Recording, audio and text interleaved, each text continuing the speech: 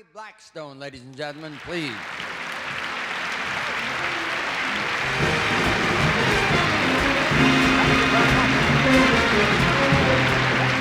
Something I know some of you may have seen before, but if not, watch very carefully because it's designed to fool you. It has to do with a bird in a cage. And while you're watching, this canary will disappear right from the tips of my fingers. And you'll not see where it goes, I hope. Hup! Were you watching? Thank you. Thank you very much. And now, oh, I heard that remark. Did you hear what the young gentleman over there at ringside just said? He says, up your sleeve.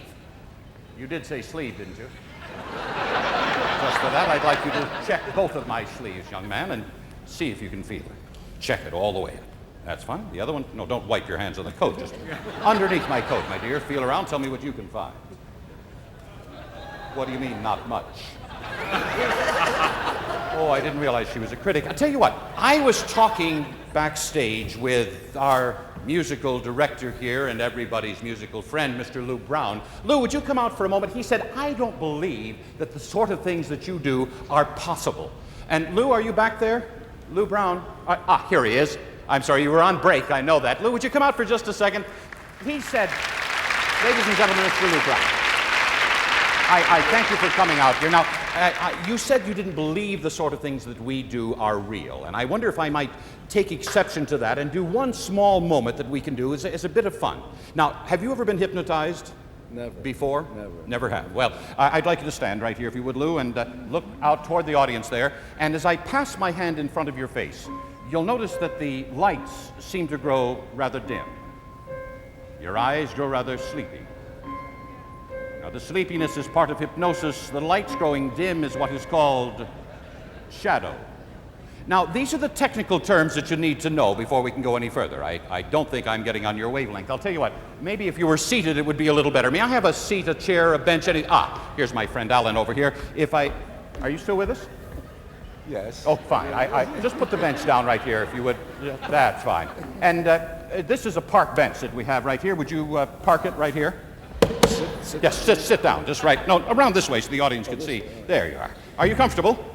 No. Oh, good. Then you probably understand what's going to happen. You see, as an individual becomes hypnotized, he becomes weightless. And as an individual becomes totally hypnotized and thus totally weightless, you will be capable of rising high into the sky. Now tell me, Lou, have you ever been high in the sky? I'm right now. You are? I'll tell you what, would you mind removing your jacket a moment, please, sir? And this is as far as we're going to go, folks. And just a second here, I'll hang this over here in the closet. I walk alone. That's fine. You will sit down just right there. Sit. That's fine. Now, I'm going to hypnotize you like that. Now, you may not think you're hypnotized, but actually you are. Would you assume the supine position for a moment here? Supine. No, that's prone, only face up. In other words, lie down, if you would, please. That's fine. That's good. That's fine. Good night, all. Lou, you have no lines. All right, fine. Hey! Center him up just a little bit there. At least I hardly know you. That's fine, right here. That's good. Now, as we begin to have him float up into the sky. How do you like this? He wears a tuxedo and tennis shoes. No, that's fine. Now, to keep you from floating up too high too quickly, may I have something we can place across his midsection? Would you place your right hand in the middle of your chest, if you would, please? And your left hand on top of your right. And keep them there so that later we'll know where to put the lily. That's fine. Thank you, Jim. Now, we'll place this across your mid... Would you slide up this way a little bit? Apparently, you're a drinking man. I see the hangover down there. If you pull up this way just a little bit. Up just a little bit. That's fine. No, you're right. It's lines that have kept me out of the big time for years. Now, if you would, we'll just place this across your midsection right there like that. Now, that will keep you from floating up too high too quickly. Ladies and gentlemen, hypnosis is not a new phenomenon. It was discovered recently that while a person is in the state of hypnosis, that it will stop the flow of blood during surgical operations. I don't know if you were aware of this, Lou, but as an individual is hypnotized, it stops the flow of blood, thus precluding any... Oh, hello, nurse. Hello there. Hi, Lou. Lou. Baby, come here, join me. No, we're not going to join you, my friend. We're going to separate you, in fact. This is a solid steel, razor-sharp saw blade. I'd like you to feel it if you would, please, sir. Check it, make sure it's good and soft. Oh, I'm terribly sorry. You've cut your thumb? Oh, do you need a Band-Aid? No. Notice he is not bleeding because he was hypnotized. Now, if they believe that, we've got him. Now, I'm going to show you that this is a solid steel blade. There are several wooden pegs here at the front and at the back. I will cut through the wooden pegs, the 3 at the front and the 3 at the back, at the same time, as well as anything in between. And if there is anybody here that cannot stand the sight of blood, please cover your eyes. And now, no, you're not supposed to do. I'll tell you what, place your right hand there, Lou, if you would, please. Where? Place your right hand right there. And place your left hand right there. In other words, get a good grip on yourself, my friend. Hold it good and tight, because we're about to cut through thick and thin. Mostly thick, apparently. That's right.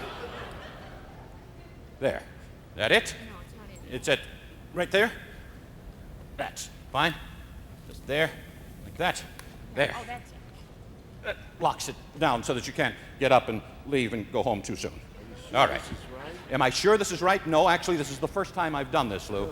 No, actually, it's the second time. I did this with a musical director in Cleveland last week who's now working in Toledo and Cincinnati. Now, if you would, hold on to this if you would, please. That's fine. You don't have to explain the lines. I know what they mean. That's fine. May I have a little sawing music if you would, please? And just through the first peg, front and back. You can see that it is a sharp steel blade. But now I'm going to cut down through it even more. Through the second one. And through the second blade, front and back. And it cut through that. Did you feel anything at all? No. Were you feeling anything when you came up here? Not a lot. That might explain it. I'll tell you what, hold this very tight, very still, just like that. Hold it very tight, like that, and we'll cut down through the third and final peg, right through, like, oh. No, wait a minute. Hold it. Ouch. Can't get it through. Are you wearing a money belt? No. A truss? No? Maybe. Should I pull his feet? I'll tell you what, you pull the feet that way, I'll pull it this way.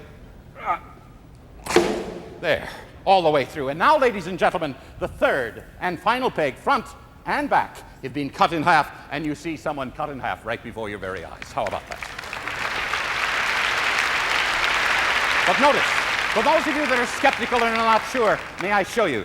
The top half, that connected to the brainstem, that still works. Show them the hands are still working. The hands. Yeah, bring them right out here. Show them it's still working. There, you see? But the bottom half, that, impossible for him to move his feet, try as he will.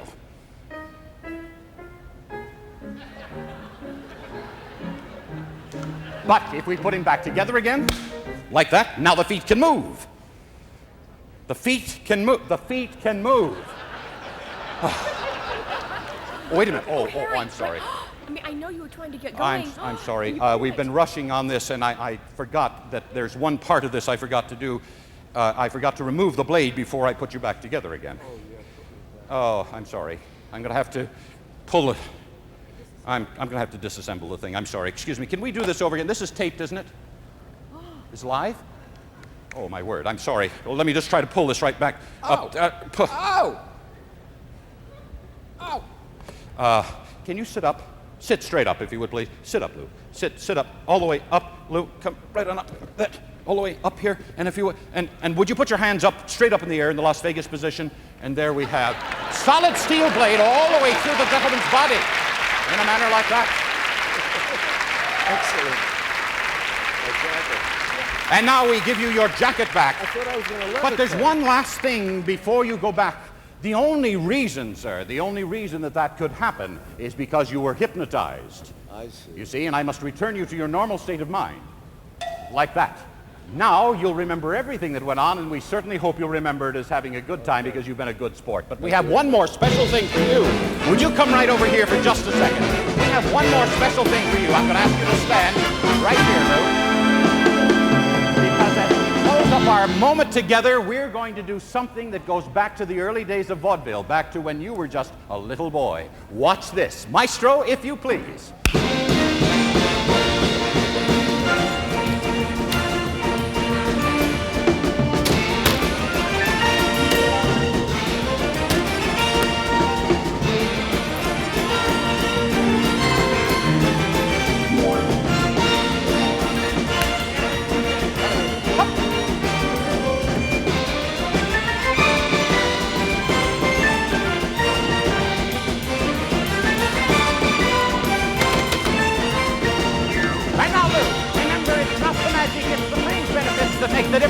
And there, have it. See what I mean? Thank you. Now come over a moment. You see, as you said before, you weren't sure that what we do is real.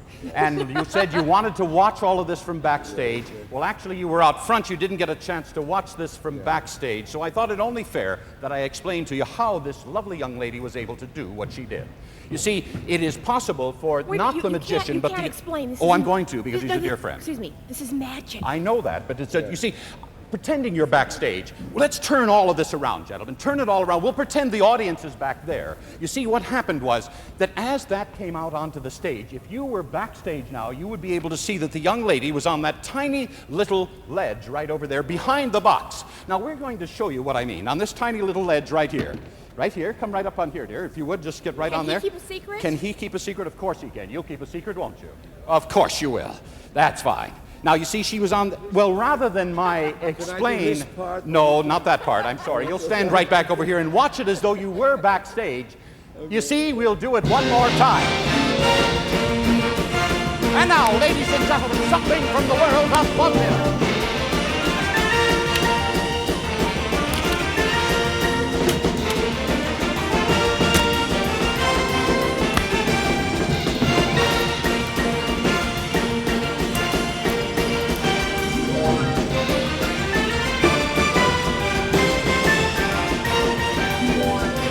Oh, wait a minute. The hook came off. Okay.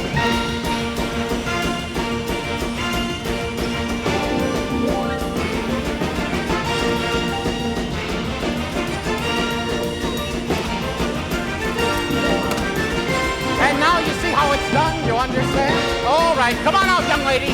Come on out. And wait a minute.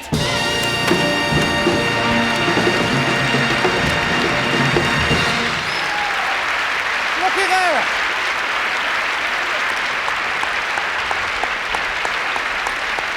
I don't know. It's all yours. I don't know how you did that.